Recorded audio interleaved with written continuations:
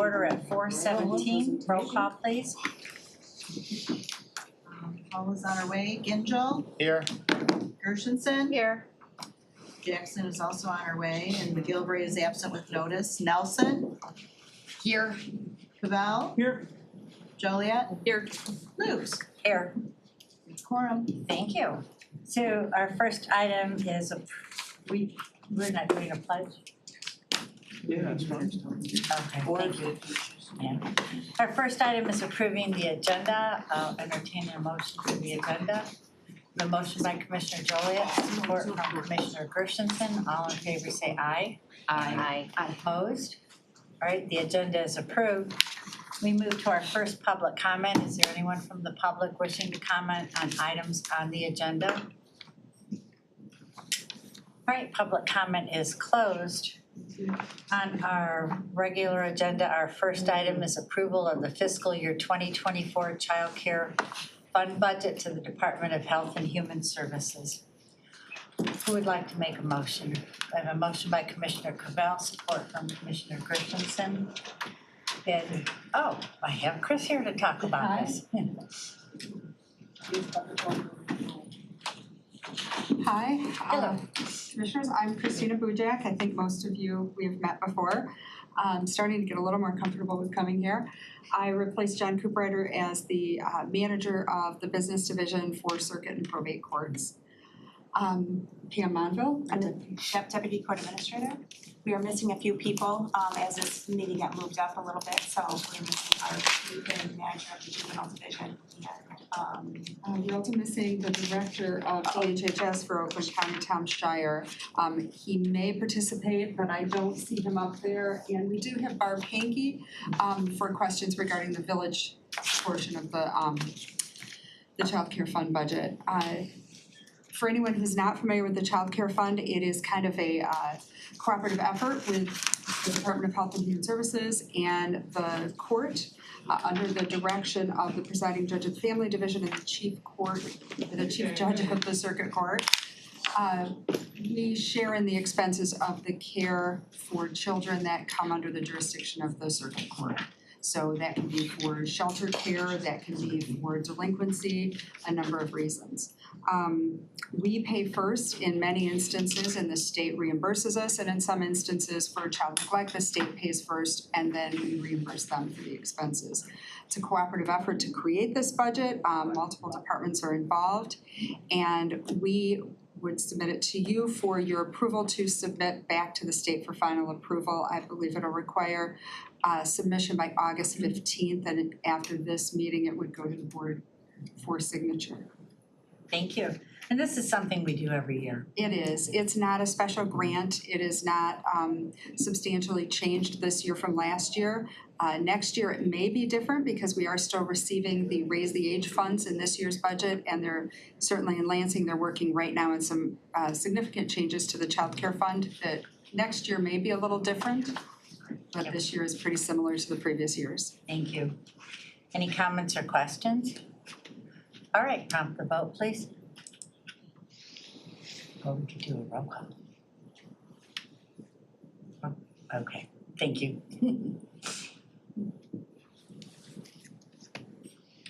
You're so prepared.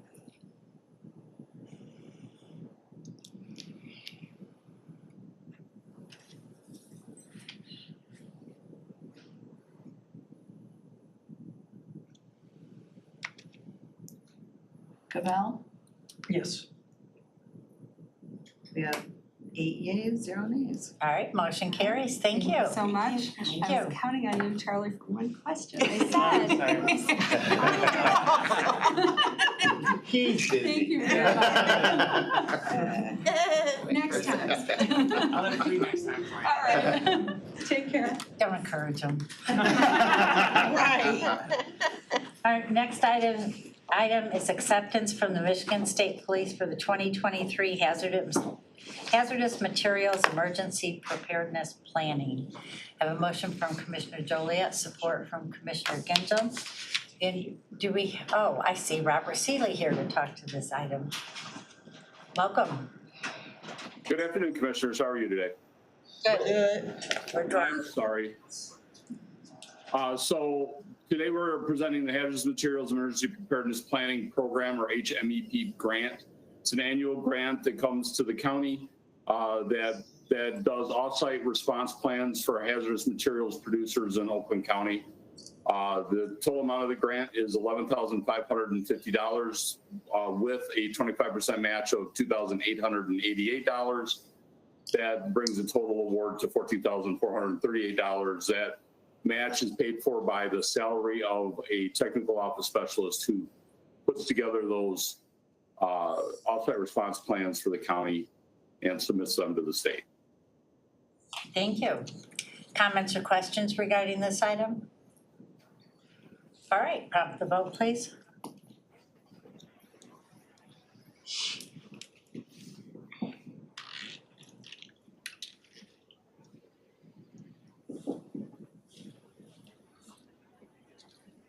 Mel, Yes.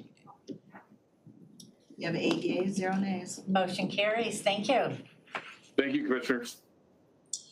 Our next item is establishing a standard law enforcement service agreement rates for schools in Oakland County. This might be one we've been waiting for. I have a motion by Commissioner Gingell, support from Commissioner Powell. And our Chair, do you have anything you'd like to talk about? Yes. So, I mean, I think these rates were designed very specifically looking at an expectation of more school resource officers going forward. This is a product of capturing all the direct and indirect costs associated with law enforcement. And you see, I mean, presented here a schedule of numbers. Work with fiscal services.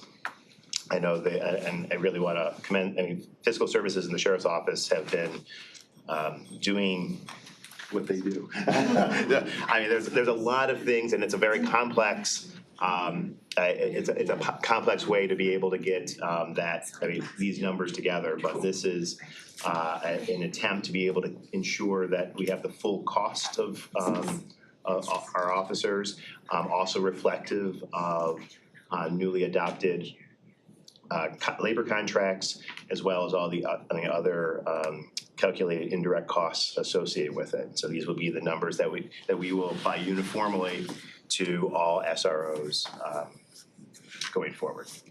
Public and Commissioner private. Powell? So, however, what is the category for a SRO officer to be in the school? Because of course you ain't putting a captain there, you're not putting a lieutenant title, like, that's how it's reading to me. So, could you break that down, like, or is that something the sheriff kind of, okay. Yeah, well, the sheriff will, I mean, determines who is in that position, but I think generally it's the deputy too. Patrol investigator, Patrol because it investigator. has a dedicated. Oh, okay, so, perfect, that's all I need to know, Right. okay, great. Nope, that's good, I was just wondering what level of. Commissioner Gingell? Yeah, two questions. So the fully loaded rate, I guess I would call it, is something that we've been kicking around for a while, even in regards to municipal contracts. So do we feel like these rates that are applied here are ultimately going to then get applied to the municipalities that are under contract with the sheriff's office? So, and the sheriff's office also respond, if to cover the full cost and all indirect costs, it just looked across the board at everything. So that's what these numbers are. Okay. Those contracts, the standard patrol contracts expire in a year. 24. Yep. So It's likely. that we have to, so this was very much like structured. These are SROs and a little bit of anticipation that there are more requests, there are requests pending. Focus on a very narrow focus, but Yeah. so we're gonna have to negotiate, I mean, we're gonna have to establish those rates. And if we are to establish them as the full cost, including all indirect costs, these are equivalent to what those rates are. Yeah. So, Madam Chair, so I just want to, I know it's outside of this topic, so excuse me for that, but clearly you can see the writing on the wall, which is these are the fully loaded rates. We've been debating that at the municipal level for the townships that have the sheriff's office. Therefore, these rates are coming soon probably. We probably need to get a message out there and start talking to them early so that it doesn't become contract time and then all of a sudden they see these rates versus what they've been signing up for years. So I think that would be important. And then the other question I have is, so this contract and these rates apply to all schools in Oakland County is what it says. So that's public, private, or anything else of that nature? Yes. Okay. And then one last question. Sure. So we did a contract with Pontiac, right? Is this going to supersede whatever had been done there? Cause I There's an don't, amendment on the bottom, I think that's gonna address your question Yes. probably, yeah, or Barbara's been working with me, the city, and Patty, with me and the school district and stuff, so she probably know more about it. okay. What I think Commissioner Gingel's getting to is that historically, and I think this was everyone's preference, that the municipality, city, township, or whatever would hold the contract and then the school district would work its arrangement to pay for its share of whatever they use in all of that. The catalyst of a lot of this is the Notre Dame situation, which is a contract that I think been operating on something that was in effect that's not actually on paper anymore. And then also an indication by the city to not want to carry the Pontiac School District on their city contract. So there will be we expect a contract with Pontiac Schools. Yeah, and the reason because of that is because what was happening is, deputies was being pulled and the mayor caught whiff of it. And he didn't want that. If we got 90 officers for the city of Pontiac, we got 90 officers. Don't pull that officer to go do some school district stuff. And that's why he wanted that contract to be separate, so school district got their two deputies, and just to not cross-channel that, right? From the workload with the officer, it's just, and we did get some feedback from the officers. They want us to be there, not, oh, I got a call, you gotta go over here to take care of this. No, they don't want that. So the mayor, that's why he wanted to separate the two, so we can have clarity and, know exactly where officers are. Got it. Any other questions? Commissioner Nelson? Thank you, Madam Chair. So if I'm understanding correctly, and I apologize, we just received these documents, so I'm trying to digest. So the salaries that are listed for 2023 and 2024, those are specific to a school resource officer, correct? And is there any difference in pay for a school resource officer? No, so these positions are the law enforcement positions. And then the deputy two detective? Deputy patrol investigator. Patrol investigator, so the patrol investigator position, which is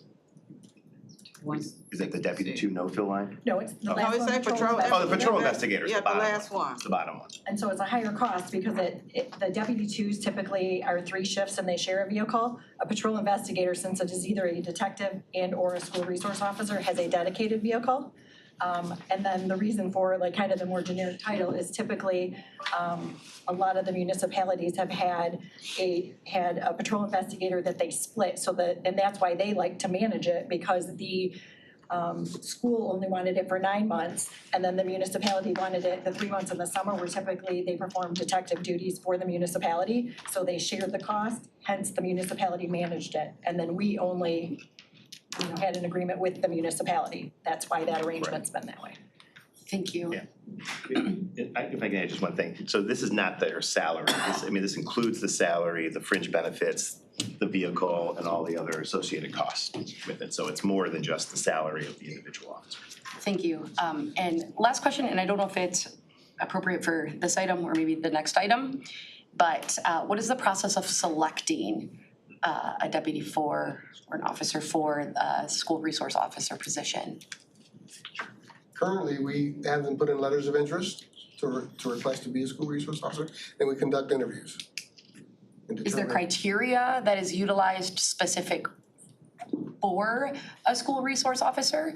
And I ask specifically because I know in the conversations that I've had with active school resource officers here in Oakland County, the one thing I've heard the handful of them all say is that it really truly is really important of that person that is going into that school environment. So that's why I get the letters of interest, the interview process, but is there any specific interviewing requirements on the sheriff's end of interviewing individuals who are showing interest? Are they utilizing?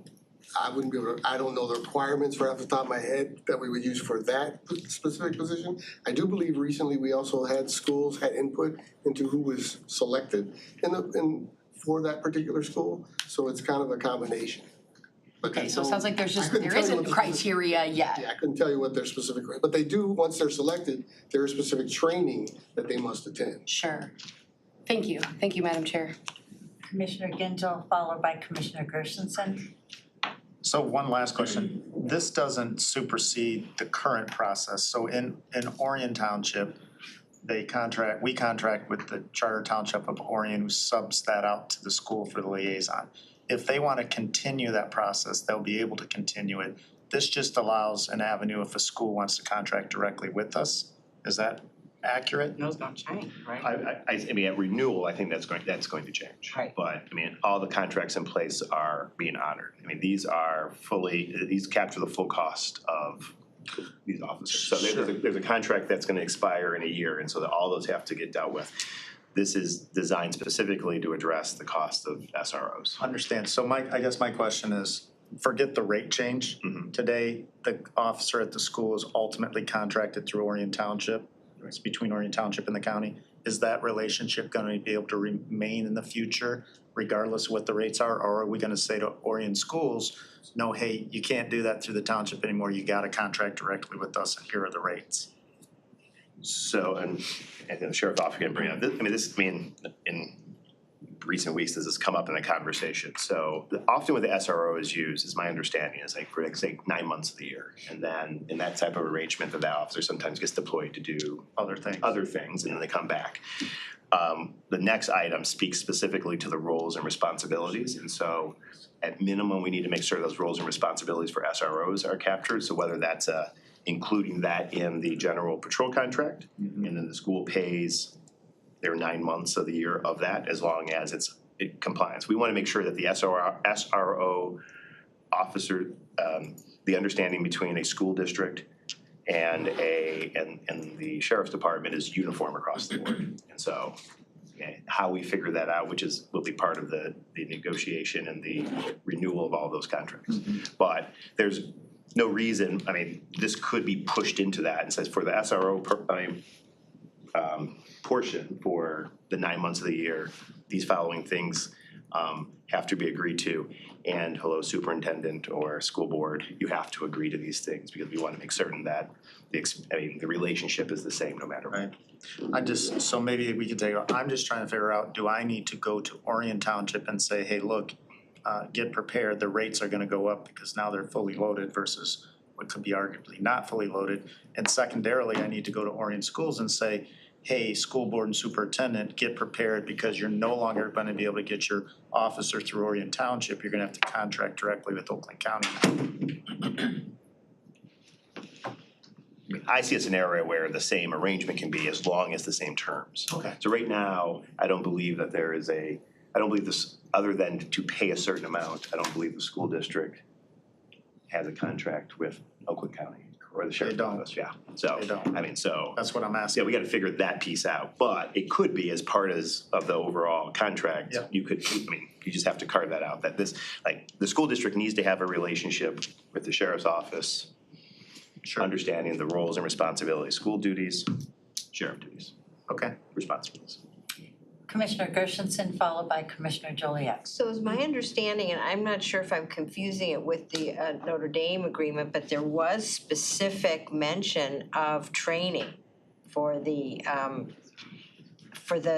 SRO.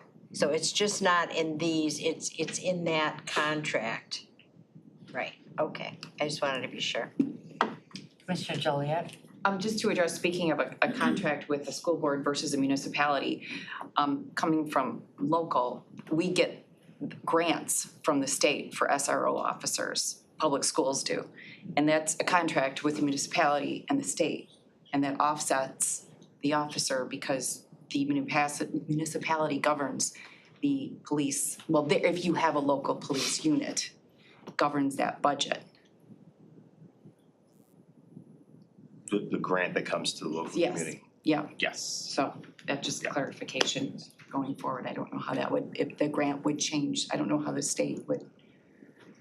So one thing about, I know in some of that grant, some of that federal grant language is actually put in the agreement, which is the second item specifically, to Okay. make sure we address things like this. Okay. You have to agree to these terms. Okay. It's probably more appropriate for the next item, but having a very clear understanding of like rules and having it in writing that all parties understand, like this is what, the most basically understood is that our officers are not disciplinarians, that they are officers of the law and have the training and that, they're under the direction of the sheriff, they're not under the direction of the school at any time. And so, being I very see. clear about that. Okay. I think in practice is that what's happening. Yeah. A contract codifies that. Okay. Thank you. So there, so this should be for all. I'm reading this now, therefore be a resolve clause. It should be for, it says in non-public schools, it should be for non-public and public schools. So can I make just a quick amendment to add and public schools? I think that's just a oversight, I think. Just leave the schools, yeah. Yeah, or you can just say in schools in Oakland County. You're talking about the first line. The first line's right. It's just like the now therefore be resolved. It says establish these rates in non-public schools. Oh, This gotcha. needs to be for all schools. So it's either non-public and public schools or just in all schools in Oakland County. Thank you. Second. I like the wording all schools. Huh? I like the wording all schools. Okay, and all schools, I didn't write it up, but We need a motion for the amendment. She's already fixed it. Did you fix it, Barbara? Yeah, it's already fixed. It was a Oh, typo. we're calling it a typo. Friendly amendment. okay, We're calling it a fantastic. typo and it is now fixed. All right, will you prompt the vote, please?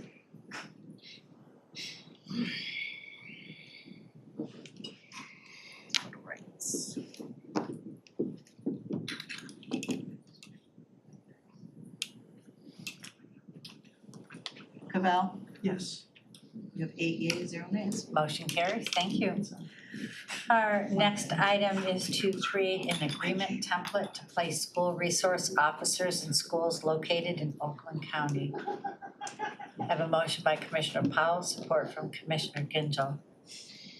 And I'll speak to this now, I'll go through it, and it's a lot of, boilerplate language is drawn from some of our normal stuff. Again, Corporation Counsel, the Sheriff's Office, Fiscal Services, Risk Management have spent a considerable amount of time to do this, to try to keep it as concise as possible, but clearly lay out the rules of how this arrangement works. I think some of the most important things come down to general rules and responsibilities, so parties, purpose, termination, and I think that's pretty straightforward, consistent with our general practice of law enforcement contracts. General roles and responsibility of all parties. Based on, again, the arrangement with the Sheriff's Department to place one or more school resource officers into the building, set forth with Exhibit 1, which is attached at the end. The sheriff will select and provide appropriate oversight. Very clearly that this is an employee of Oakland County under the direction and supervision of the sheriff and the sheriff chain of command. And that will provide the SRO with all required equipment. So vehicle, pad, gun, all that type of stuff, and the appropriate training. It spells out specifically what the school will do. This also captures a recommendation of the independent report in the wake of the Oxford incident. Number E specifically, to make sure that the school will include SRO in all threat assessments.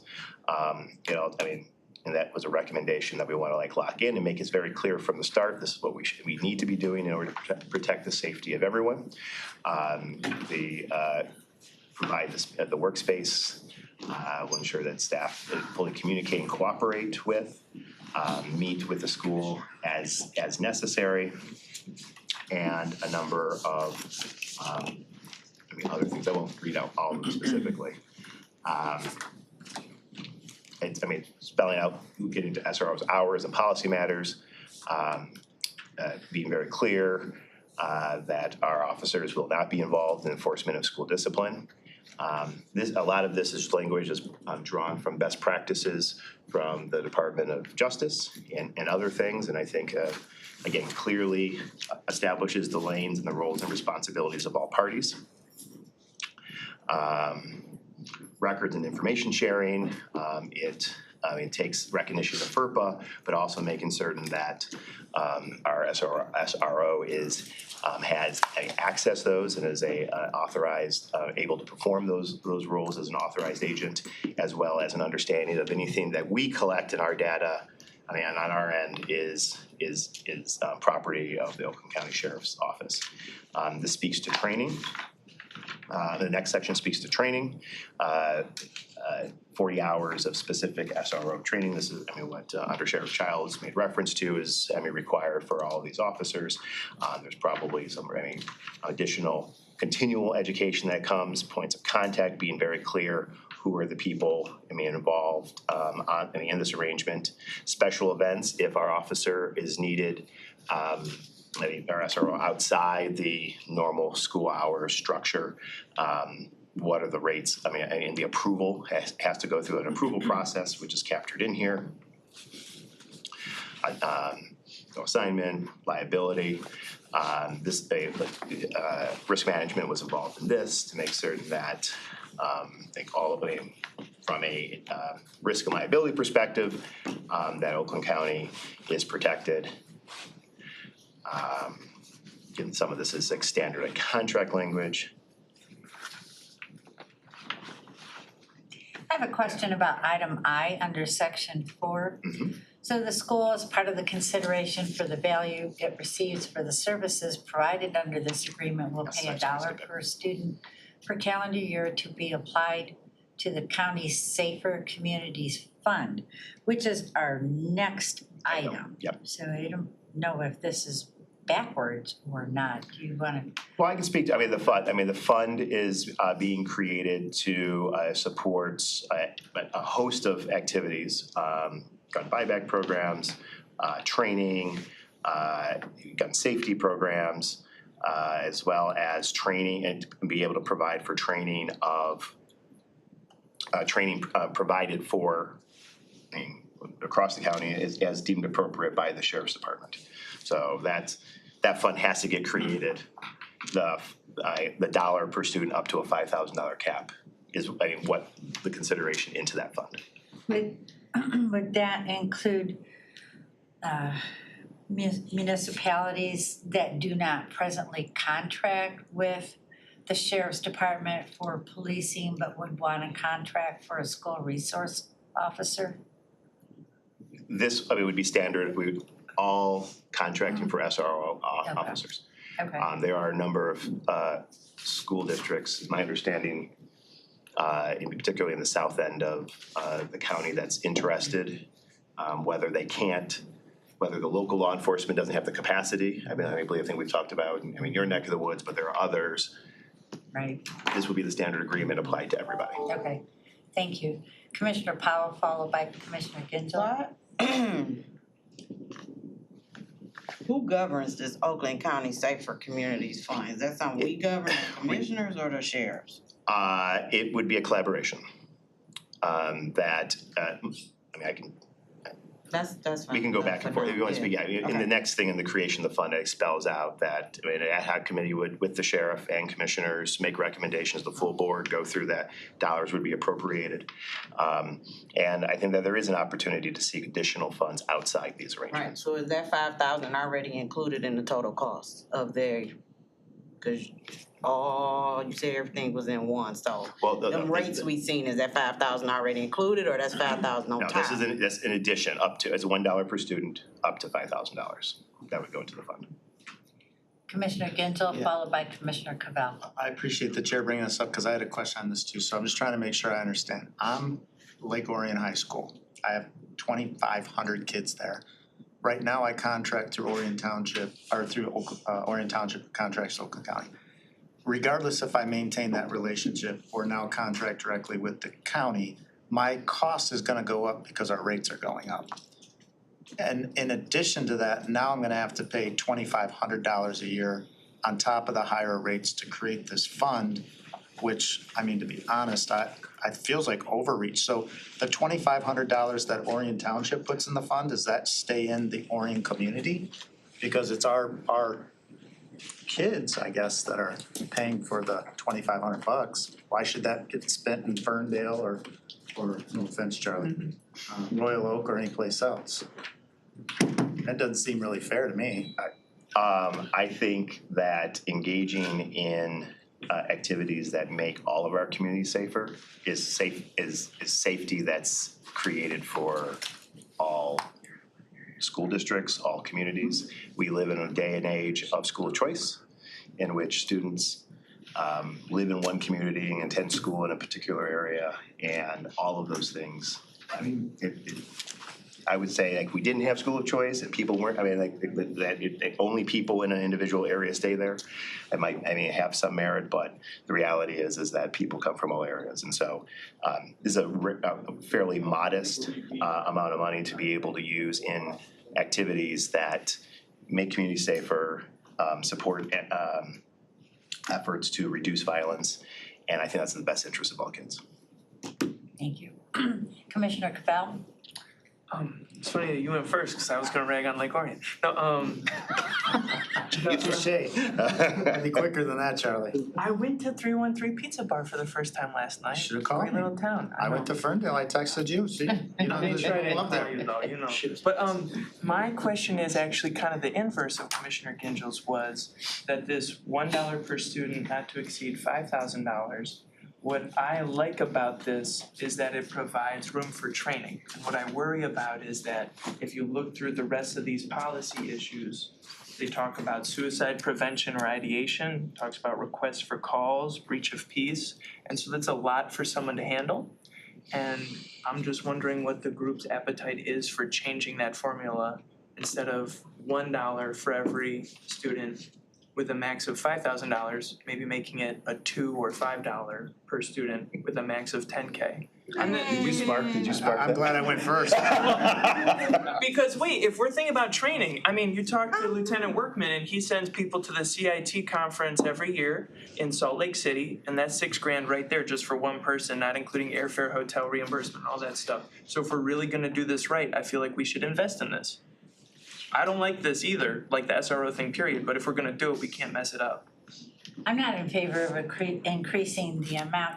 It's not solely on the sheriff's back. We also have Oakland Community Health Network.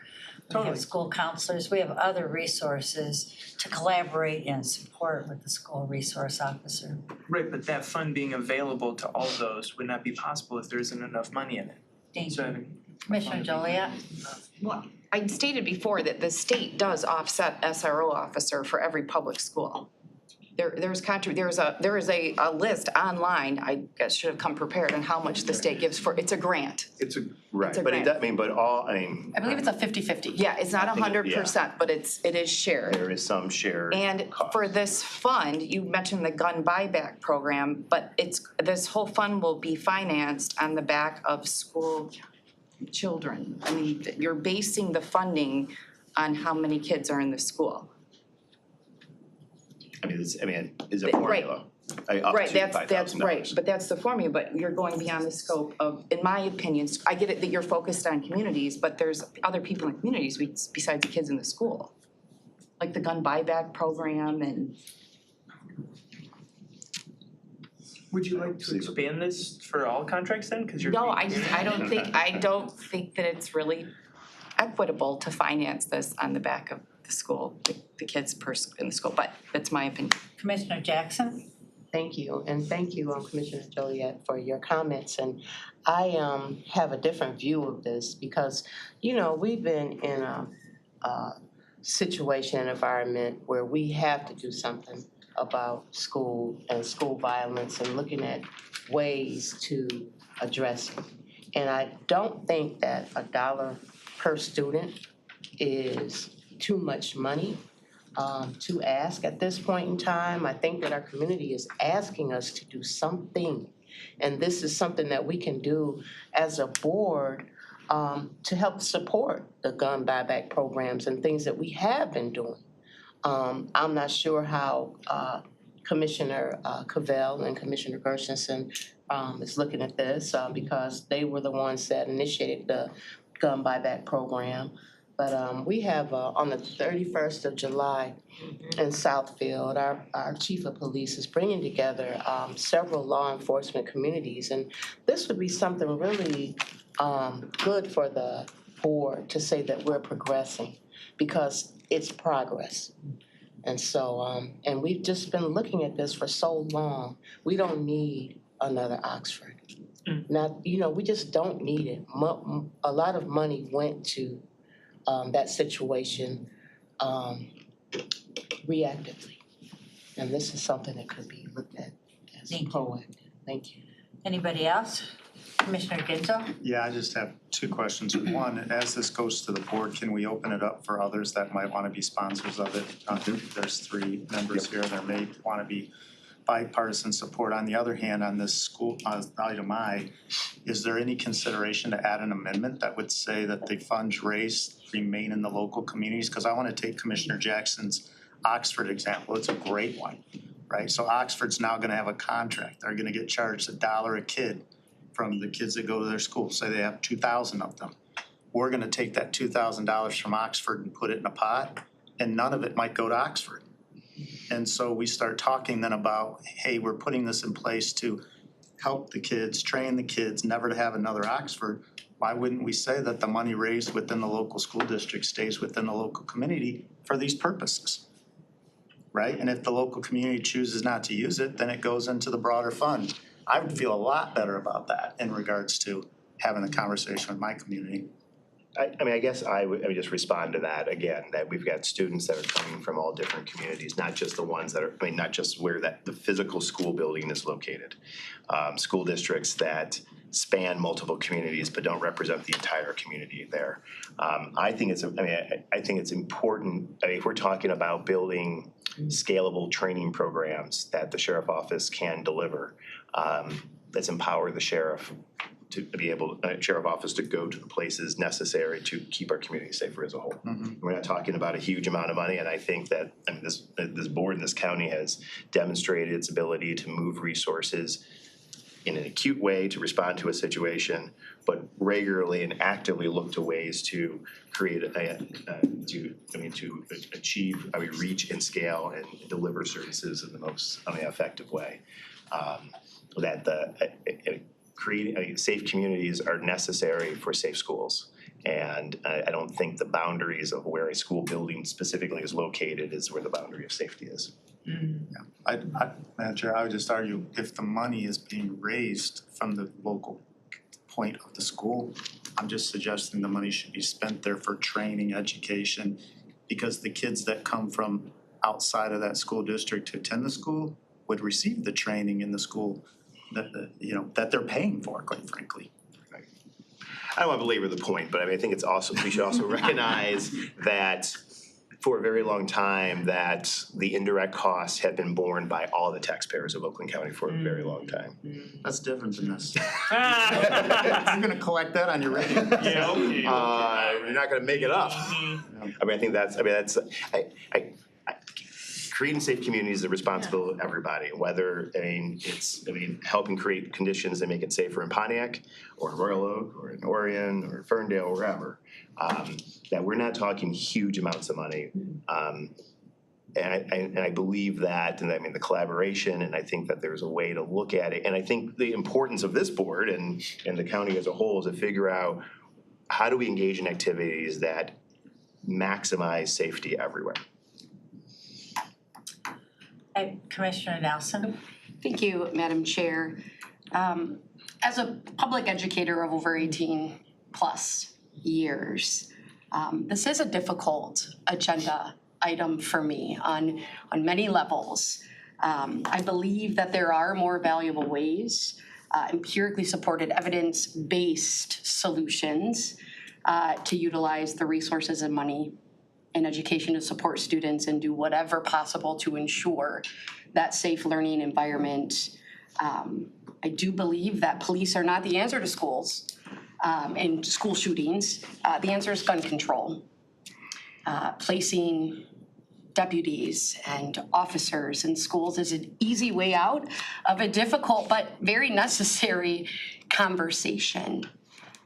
I say all of that because, as I said, I understand the critical importance of doing whatever we can do to start ensuring that our students and educators go into a safe and conducive learning environment across all of our communities in Oakland County.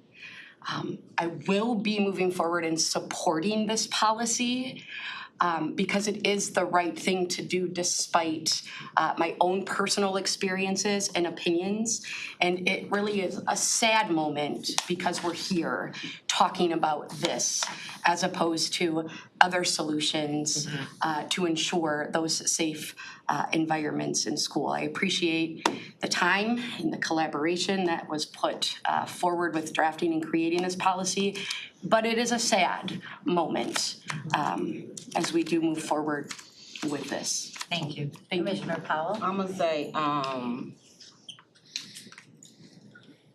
happy that Commissioner Nelson is still gonna move forward and support this, but until you really are in a school and you really see it, cause we've had SROs, I had them my whole 12 years in Pontiac School District as a student.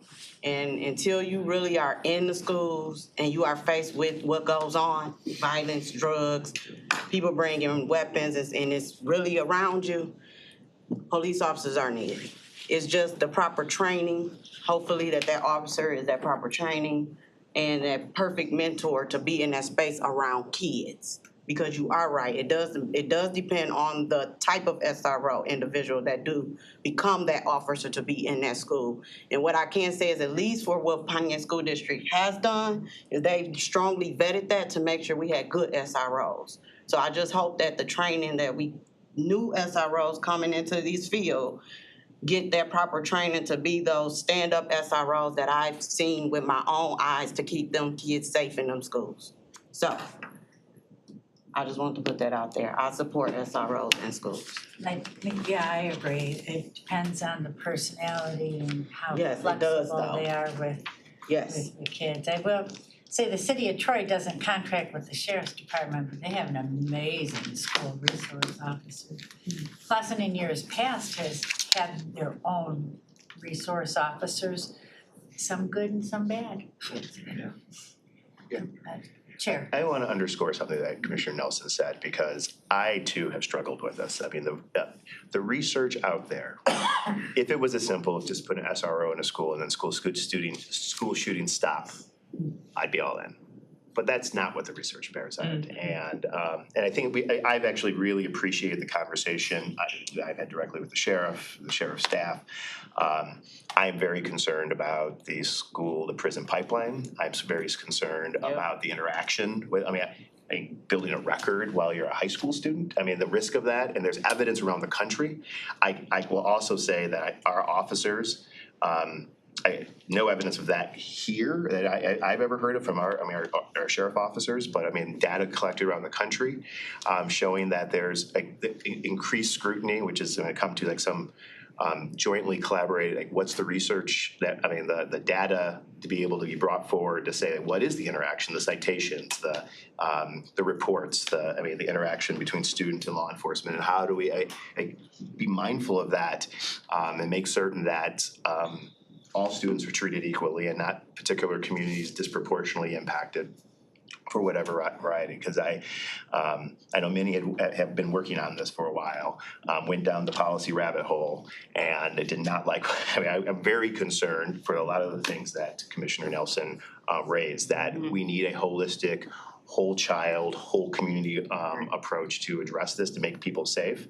That being said, this is the moment that we're in, and if we are going to have SRO officers, SROs in place, being very clear their roles, schools' roles, and how that relationship works. And like I said, I think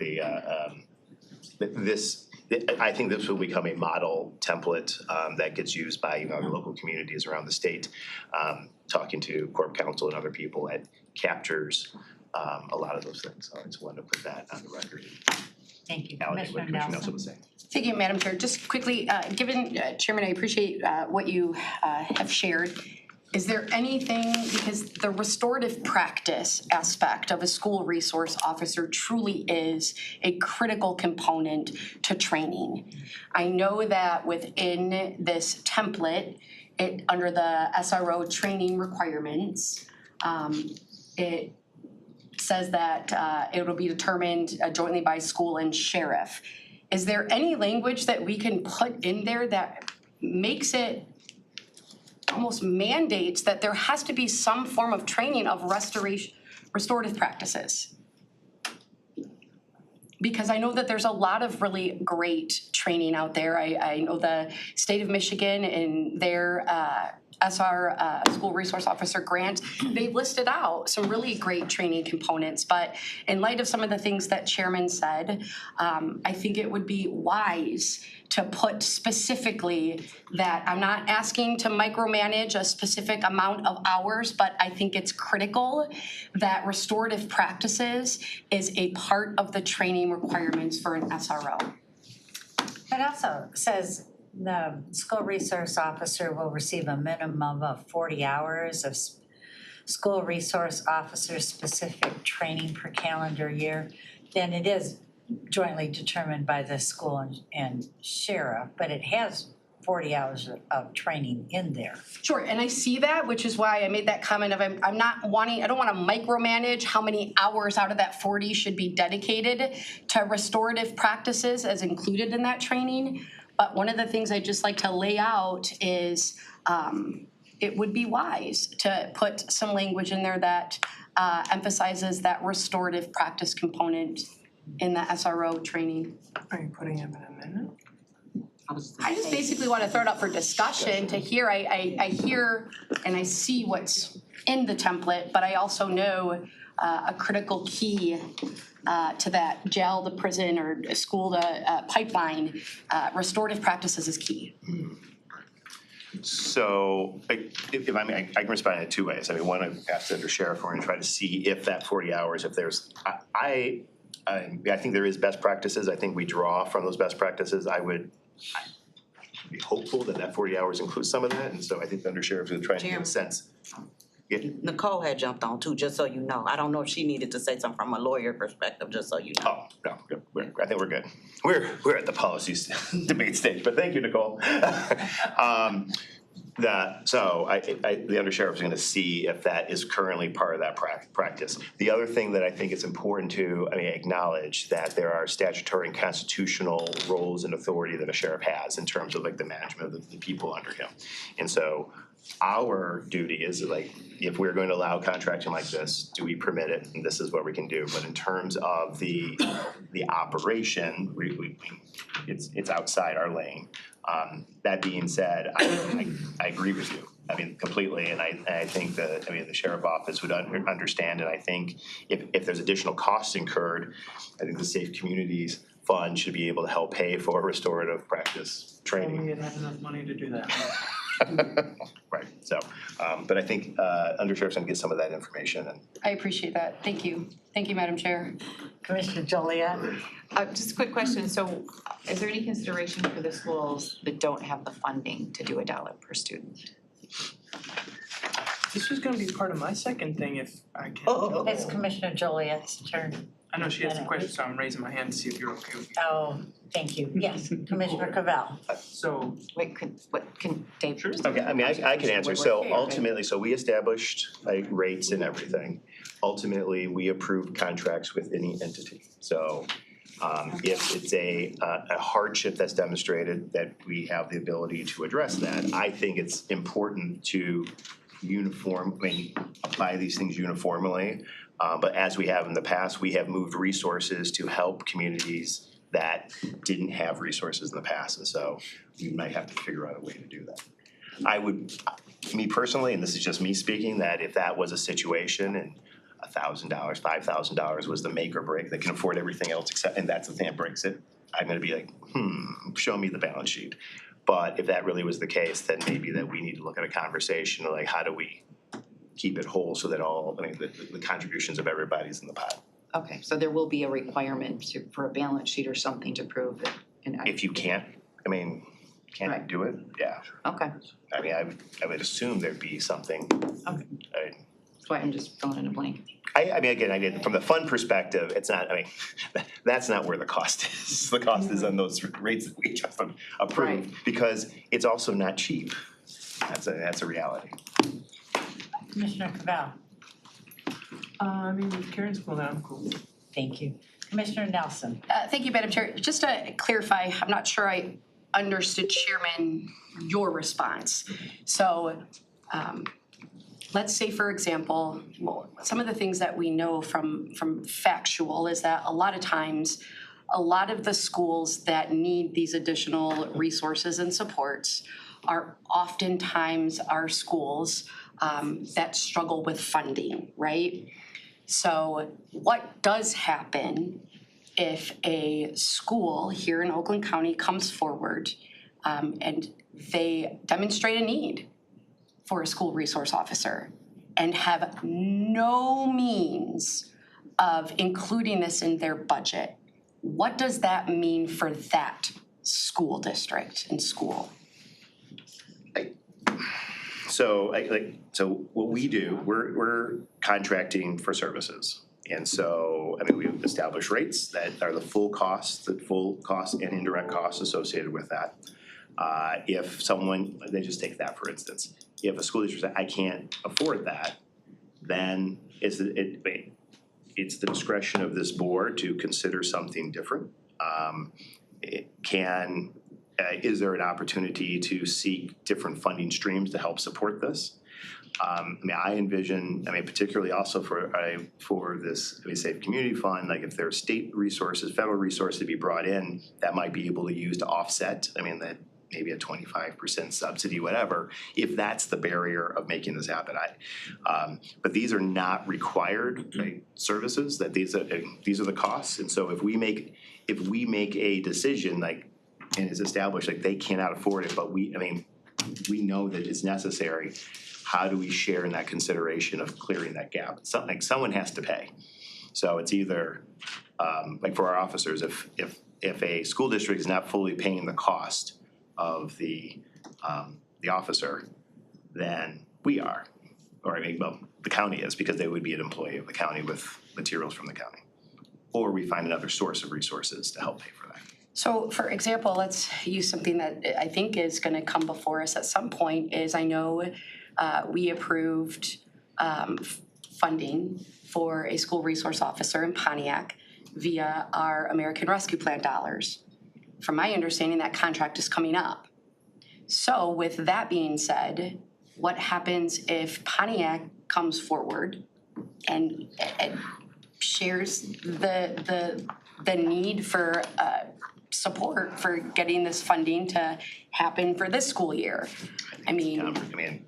Same thing applies with what you just said? Any dollar that we appropriate against the full cost has to be appropriated by the county.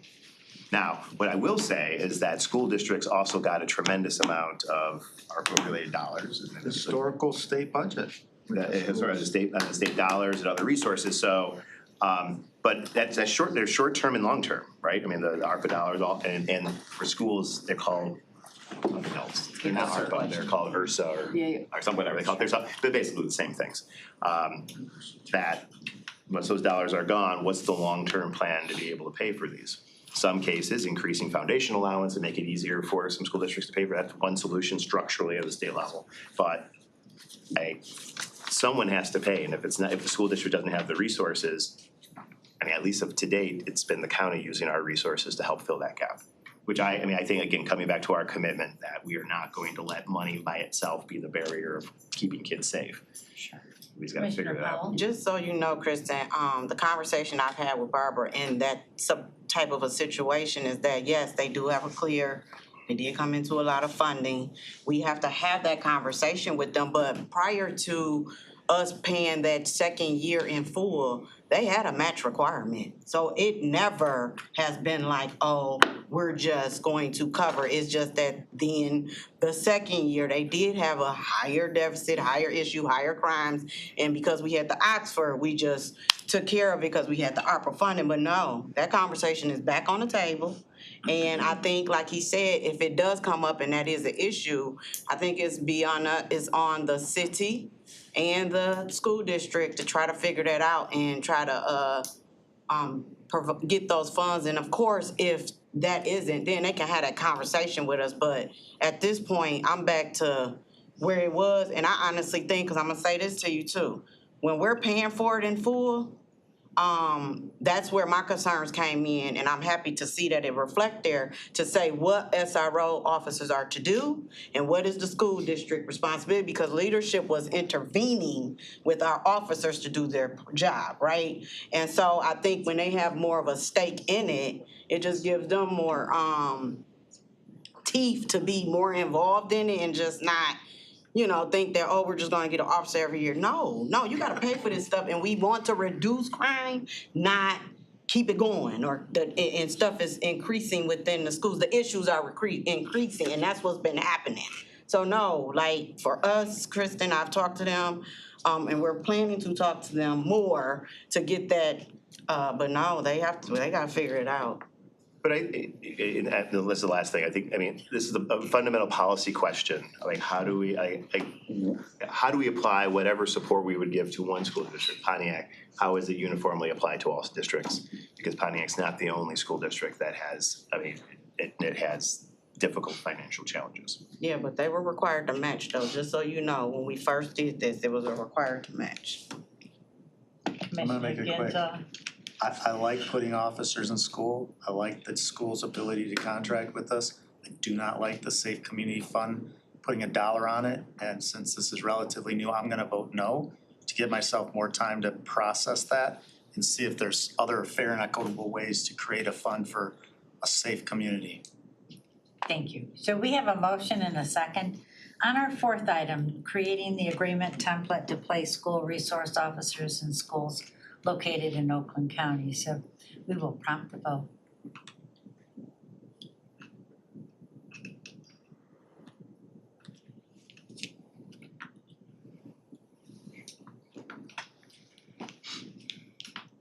You have 8 yeas and 1 nay. All right, thank you. Motion carries for that passionate item, which is also reflected in the next item. Establishing the Oakland County Safer Communities Fund. Who would like to make a motion? Motion by Commissioner Gershenson, support from Commissioner Jackson. Chair, And I believe do you have anything to add? just to add, I believe there's an amendment that, is it on? Are we ready? Okay. Yes, but yeah, if can you load up the amendment? That was on there. So, basically it's the same thing. We basically talked about how it would be used. The amendment would add, these funds could be used to pay for trainings conducted by the Oakland County Sheriff Office and other programs to reduce and prevent violence, and added a be it further resolved clause that an advisory ad hoc committee would be formed, made up of 4 county commissioners, appointed by the chair and the Oakland County Sheriff or designee to make recommendations to the full board of how to appropriate these dollars to, codify collaboration with the Sheriff's Office. Thank you. Commissioner Nelson? Thank you, Madam Chair. Just to gain some understanding in the second whereas, it talks about the Board of Commissioners seeks to create an Oakland County Safer Communities Fund for the deposit of money received from donations, agreements associated with public safety, grants, and other funds. What are examples of agreements associated with public safety? And I ask because this is a newer concept. Basically the standard agreement that the last item was. Okay, and then other funds, what are other examples? State grants, federal grants, donations from other sources. So it was trying to distinguish those things. I gotcha, thank you.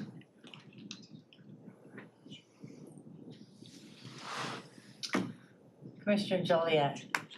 I'm gonna echo my fellow Commissioner Gingell's thoughts, and I have an issue with this fund. I agree with Safer Communities, I agree with the SRO officer, I have some questions about this fund itself.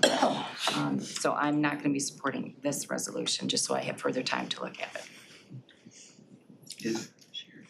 Barbara, is the, The amendment's here now. Oh, it is I there? was just, If you- sorry, my pause was I was reading the amendment, so. We'll get them both on. If you refresh your pages, commissioners, you should see it in Woodward Amendment number 1. So the amendment includes the ad hoc committee shall consist of four. as well as spelling out trainings. that trainings conducted by the Oakland County Sheriff's Office can be paid with these funds. Commissioner Nelson? Yeah, just, thank you, Madam Chair. Leslie, would this Safe Community Fund assist schools that can't afford a school resource officer, or is that like separate? I guess the lines are getting blurred. I would keep it separate. I think it's actually probably important to steer away from things with stranded costs, staffing and those types of things this fund will not have a lot of money, so to be able to meaningfully make a dent. So no correlation to what I was wouldn't say- previously discussed right. when I mean, we I talked guess, about funding well, for schools that were struggling. Right, I guess from a if the sheriff and the board came together and says, listen, this is absolutely critical to address safety in our schools. I mean, I don't think there's anything legally that would prevent us from doing that, but I think we should, treating all schools the same, if we're gonna create a mechanism to subsidize where hardship is demonstrated, we should probably do that something separate. I see. That would be Okay, so we have a motion by Chair Woodward for the amendment. Do we have a second? A second by Commissioner Gershenson. Anything else? Do you want to prompt the vote on the amendment?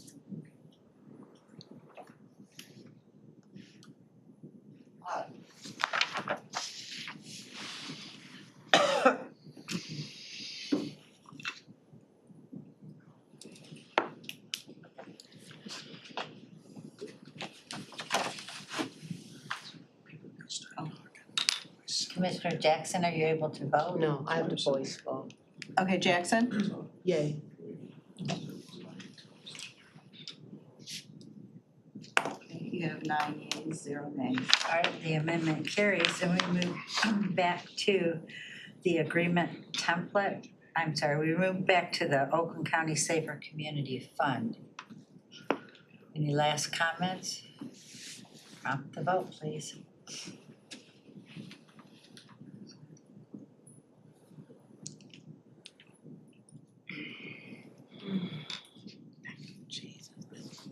You have 8 yeas, 1 nay.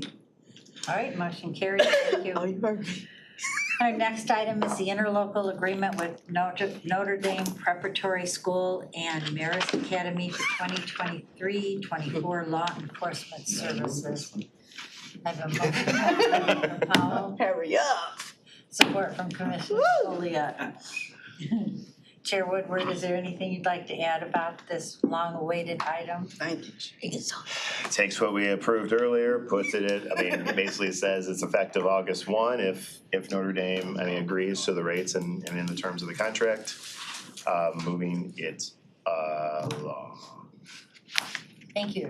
Commissioner Gintel? Madam Chair, if it's unanimously approved, is there any possibility this could be moved to tonight's board agenda, or is the intent to? Is that what we're doing? Is what we're Oh, doing? let's move it to tonight. Yes, that's the plan. Okay, I'm good. Anything else? Commissioner Cabell? Did we ever get to the bottom of how much Notre Dame Prep owes Pontiac? Do we have I that don't have information or that answer. anything? Are we a party of that? Isn't that between the school and the city? Glenn, the sheriff's deputy that was kind of working off this line for 10 years. Do we have that info? They had an agreement and they billed them.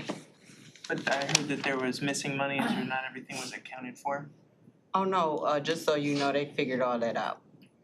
Okay. Yeah, between the deputy, the mayor and what it was, I'm sorry. I'm sorry. The way it was being built and how they credited back, everything was intact, like, yeah. So I'm sorry, I forgot to update you, sir, yeah, cause I called you the first one to tell you what's going on, so. Yeah, it's been clear. All right, let's prompt the vote.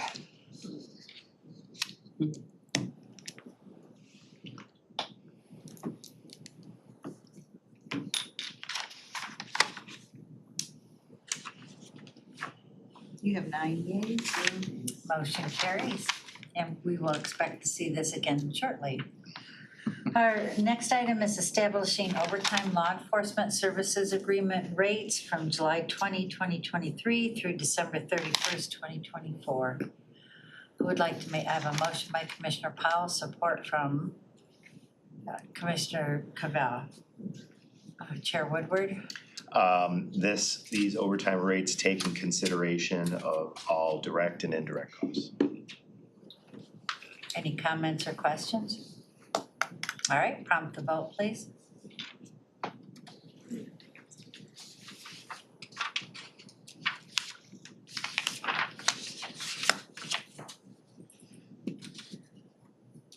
Nine yeas, 0 nays. All right, motion carries, thank you. Our next item is an interlocal agreement with the Somerset Collection for 2023 law enforcement services. Thank you, I have a motion by Commissioner Chair. I was gonna wait everybody out this time. I have support from Commissioner Powell. So, I mean, this is requests that Somerset Mall has asked to use sheriff deputies as they need. We'll use the new overtime rates that we just voted on. These are not creating positions. This is literally using the existing capacity. I'll go on the record that I worry about the strain on officers. I've been very open, with the sheriff's office, of private entities contracting with law enforcement agencies to police a mall.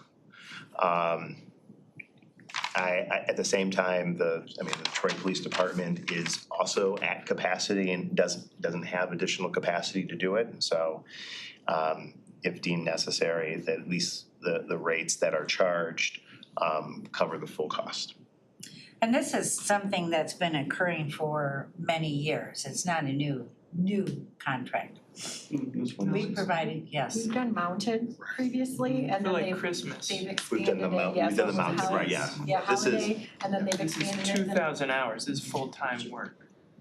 Not Christmas mounted horseback, right? This is Friday, Saturday, Sunday. Right, so they asked us to start it sooner this year and they wanted to start it pre-Memorial Day is what they wanted to do. And what's different about this one is we've told them that we're not gonna force anybody to work these. That if we don't have volunteers, that we will not fill the slots. And then we've also added, in the event of staffing shortages, that a deputy two may be filled by a sergeant or a lieutenant. So then they pay the higher rate and then, our sergeants and lieutenants don't typically get forced into overtime. So they will step up and volunteer for the most part. I would just think, I'm very sensitive to the strain and a lot of overtime that our officers, just based on the balance sheets Right, that this are. is all voluntary. This so is all it's no- voluntary, nobody I is get being it, and I forced get into it, this it's one. right, no, I get that, I just, but I also see that people volunteering, it's more money, it's more things, but it's adding to exhaustion to be able to do it, so I trust the sheriff to manage all that. Commissioner Cavell? In the contract, it says that law enforcement services shall not include, and then there's a whole bunch of things related to the company or company agents, which I assume includes security. And then also lists not include, so sheriffs will not be involved in removing any objectionable patrons, become involved in any dispute resolution. I don't understand what their role will be then. Are they sitting outside the mall? Because I understand it says road patrol right there. They should do road patrol, crime detection, crime prevention. But it says underlined in bold, it should not include security guard role, safety personnel, complaint adjusters, operational support, general crowd control, all these things that feel like Somerset is asking for additional support because they want help with stuff that might include this, so I just don't understand what they would be doing. I've always seen it as more preventive, that their presence stops the shoplifters in the parking lot specifically, and that's Is that the where they've been intention of in the the sheriff's past, is office in the though? parking lot. I don't hear you when you talk over me, so you I'm have sorry. to say it again. I didn't mean to be rude. Is that what the sheriff's office intention is? The like presence? I was hoping the Well, sheriff's how about office we would ask ask. them? Yeah, that's what I was trying to do. We're there for presence, but for criminal matters, you'll handle any kind of crime, so if there's retail fraud, we'll either make the arrest or Troy will. Okay, thank you. All right, anything else? All right, prompt the vote, please.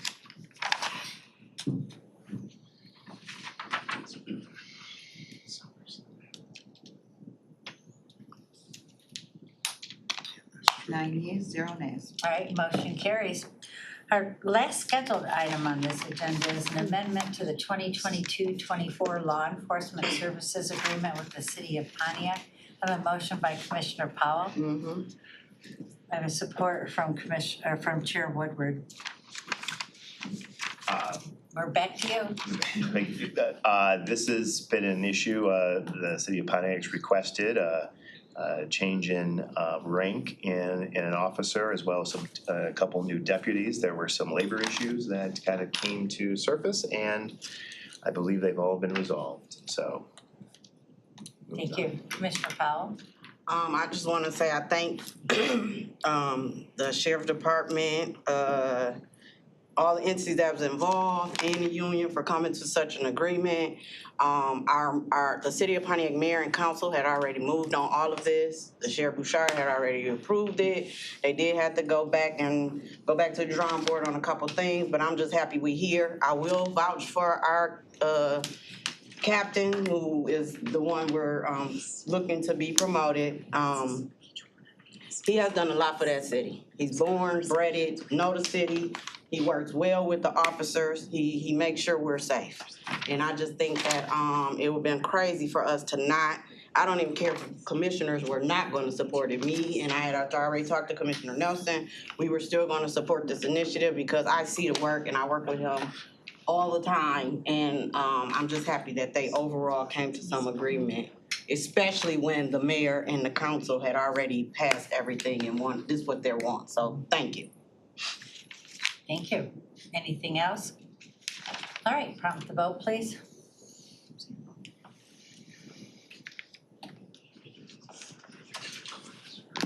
Perfect.